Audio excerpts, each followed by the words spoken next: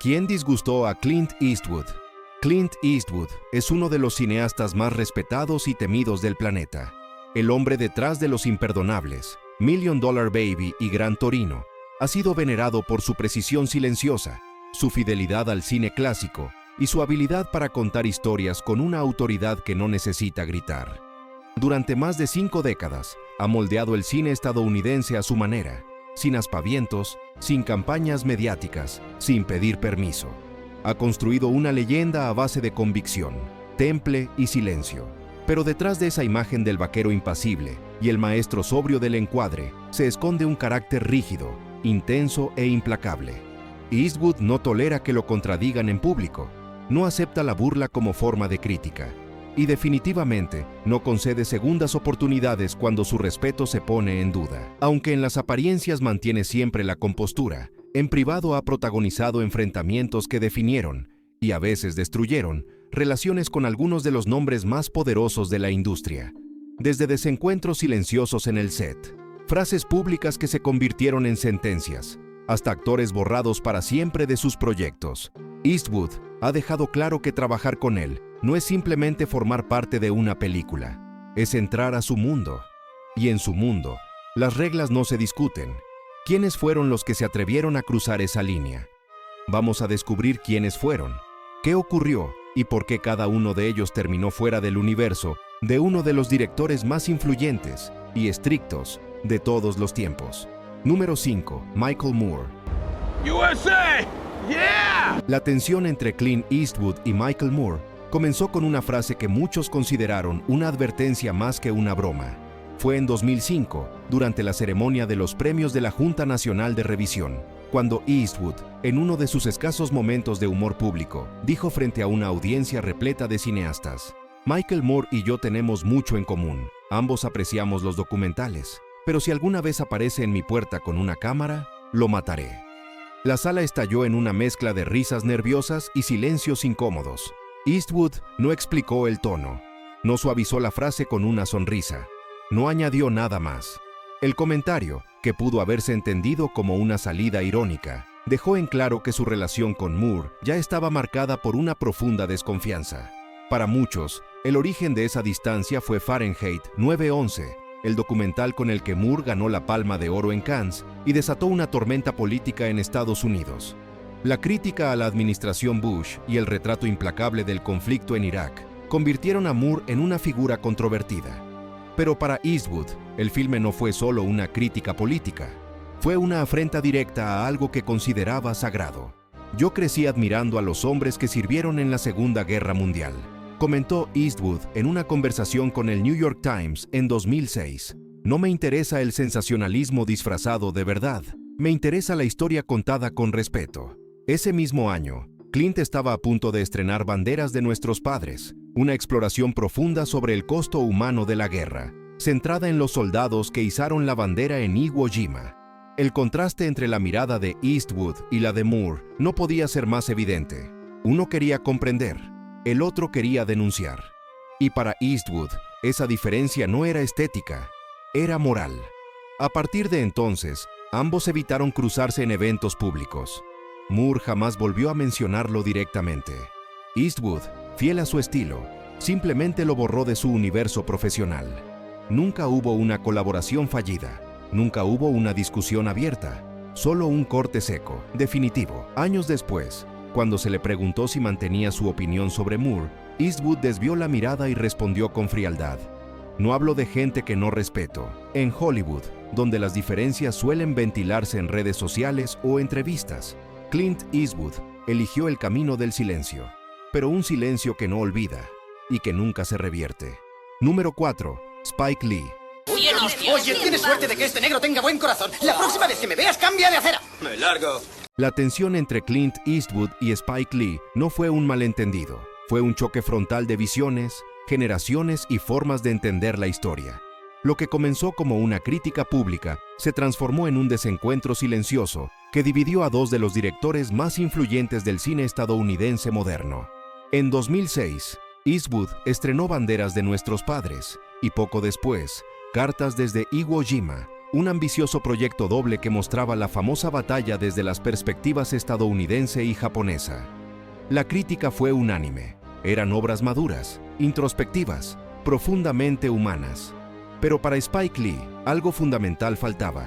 Durante una rueda de prensa en Cannes, Lee comentó que las películas de Eastwood omitían por completo la participación de soldados afroamericanos en Iwo Jima, y que la falta de representación era una forma de invisibilización histórica.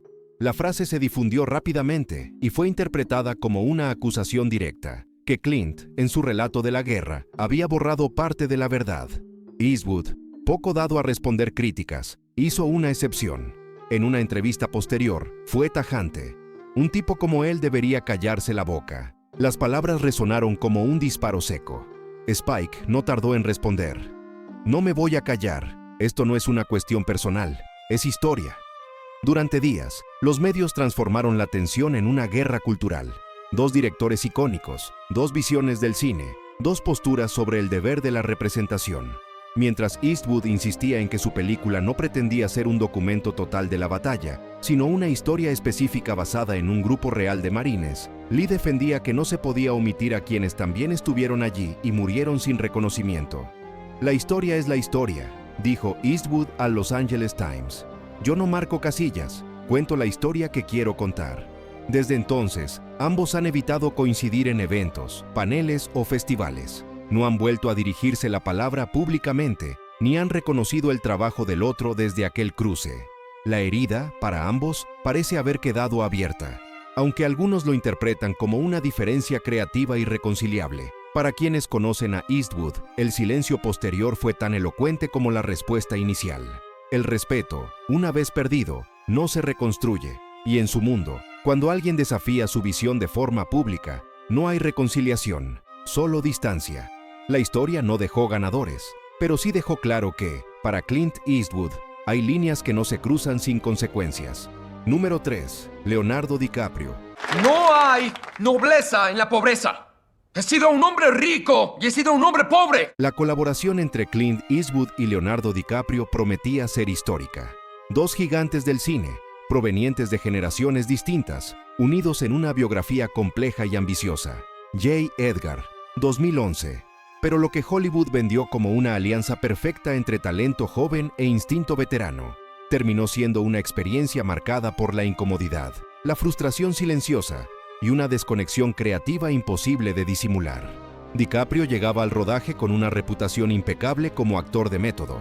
Había trabajado con Scorsese, Spielberg, Nolan.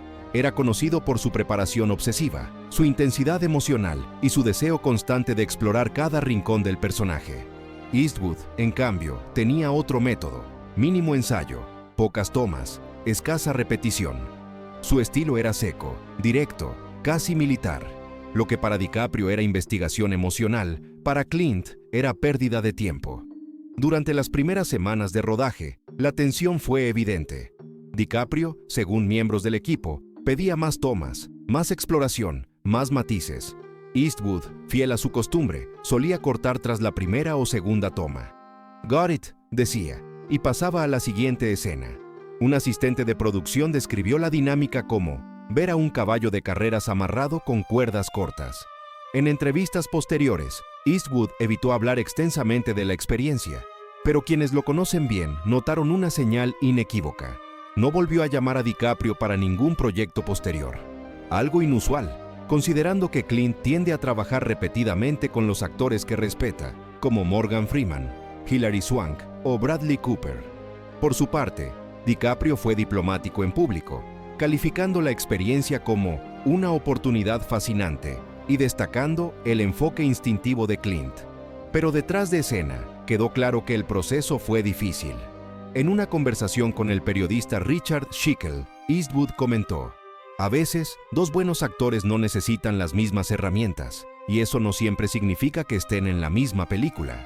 J. Edgar fue recibida con críticas mixtas. La interpretación de DiCaprio fue elogiada, pero la película no tuvo el impacto que muchos esperaban. No hubo segundas partes en esa colaboración, ni menciones cruzadas durante la temporada de premios, ni homenajes mutuos en años posteriores. Entre dos artistas que trabajaban con pasión y precisión, simplemente no hubo conexión. Y en el universo de Eastwood, eso no es un detalle menor, es una línea definitiva. Número 2. Seth Rogen. ¿Por qué se robaron las bolsas de aire? No sé, hay tiene. que presentar. El roce entre Clint Eastwood y Seth Rogen no se produjo en un set de filmación, ni en una sala de guionistas, ni siquiera en una reunión de estudio. Ocurrió en algo mucho más fugaz, pero en el universo de Eastwood, más que suficiente, un tuit. En 2014, Eastwood estrenó American Sniper, una biografía cinematográfica sobre Chris Kyle, francotirador del ejército estadounidense durante la guerra de Irak. La película dividió al público y a la crítica. Para muchos fue un retrato complejo del costo emocional del combate. Para otros, una glorificación simplista del intervencionismo militar. Pero nadie discutió su impacto. Fue un éxito rotundo en taquilla y generó un debate nacional. Pocos días después del estreno, Rogen escribió en su cuenta de Twitter: American Sniper me recuerda a la película que se ve al final de Inglourious Basterds, ya sabes, la del francotirador nazi. El comentario, lanzado sin contexto adicional, fue interpretado por muchos como una comparación directa entre American Sniper y propaganda fascista. Aunque Rogen luego aclaró que su intención no era llamar a la película nazi, el daño estaba hecho. La implicación había cruzado una línea. Eastwood, como era previsible, no respondió. No hubo declaraciones, no hubo réplica, no hubo desmentido. Pero para quienes conocen su forma de actuar, el silencio no fue indiferencia, fue un cierre. Un colaborador cercano de Eastwood, consultado por Variety semanas después del tuit, fue directo. Clint no tiene redes sociales, no va a pelear contigo en público, pero créeme, lo leyó y lo recuerda. Desde entonces, el nombre de Rogen no ha vuelto a figurar en ningún proyecto vinculado al director, ninguna conversación sobre casting, ninguna invitación a paneles o eventos donde Eastwood estuviera presente, ninguna mención, directa o indirecta, en entrevistas posteriores. Rogen, por su parte, intentó matizar su comentario en declaraciones posteriores, afirmando que su intención nunca fue atacar a Eastwood ni a la película. Fue un malentendido, dijo. Era una observación sobre el tono, no un juicio sobre la intención. Pero para Clint, la intención rara vez importa más que el gesto. Y en su mundo, hacer comparaciones frívolas sobre el trabajo de alguien que trata la guerra con gravedad no es solo un error, es una falta de respeto. Y esa, en su escala de valores, es una deuda que no se olvida. Número 1. Gene Hackman. Quiero que esto quede bien claro, agente. Ahora mismo te cortaría el cuello y me importa un huevo lo que pongan en el informe oficial. La colaboración entre Clint Eastwood y Gene Hackman en Unforgiven, 1992, es considerada una de las más potentes de la historia del cine moderno. La película ganó 4 premios Oscar, incluyendo Mejor Película y Mejor Director. Para muchos, fue la cumbre del western crepuscular, pero lo que se vivió detrás de cámara dista mucho de la armonía que se percibe en pantalla. Desde el inicio del rodaje, Eastwood fue claro con su equipo. El set debía mantenerse sobrio, enfocado, silencioso. Su estilo como director era conocido. Pocas tomas, instrucciones concisas, espacio para la interpretación, pero con un ritmo que no toleraba interrupciones ni distracciones. Hackman, en cambio, tenía otra forma de trabajar. Apasionado, intenso, propenso a cuestionar las decisiones del director, incluso en medio de la grabación. Un miembro del equipo recordó años más tarde una escena clave en la que Hackman interrumpió la toma a mitad de camino y, volviéndose hacia Eastwood, dijo: «Esa línea no funciona, no la voy a decir así». Clint no respondió de inmediato. Lo miró durante unos segundos y con un tono que no necesitaba alzarse para imponer respeto, replicó: «¿La vas a decir?». No hubo gritos, pero el ambiente cambió. A partir de entonces, la relación entre ambos se volvió tensa, casi ceremonial. No discutían frente al equipo, pero sus intercambios eran mínimos. Hackman seguía cumpliendo, entregando interpretaciones formidables, pero cada decisión requería más esfuerzo, más control, más contención. Eastwood, acostumbrado a rodajes eficientes y tranquilos, comenzó a distanciarse emocionalmente del proceso. En entrevistas posteriores, Eastwood siempre mencionó a Morgan Freeman o Richard Harris como piezas fundamentales del éxito de Unforgiven.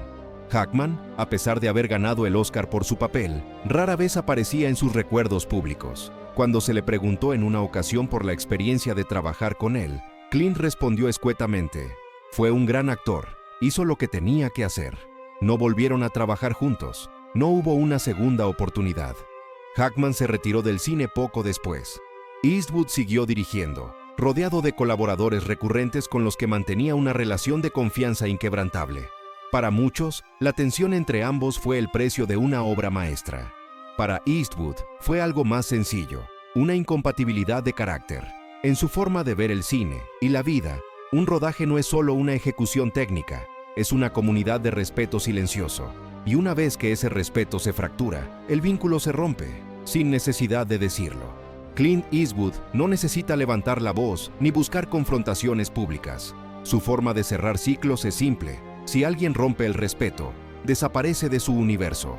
No hay explicaciones, ni escándalos, ni segundas oportunidades, solo una decisión silenciosa y definitiva. Para muchos puede parecer frío, pero en su mundo, el respeto es el único idioma que importa, y quienes no lo entienden, no vuelven a entrar.